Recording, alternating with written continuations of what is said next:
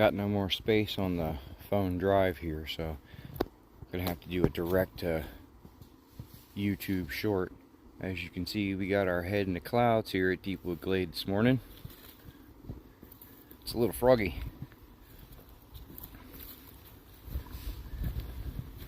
Our short range mountain views are completely obscured, so you can imagine there are no long range mountain views today. But Wolf Garden is looking pretty good. We are moving into the fall quite well. Paths are looking good. Our natural artwork ready to be adorned for the holiday seasons.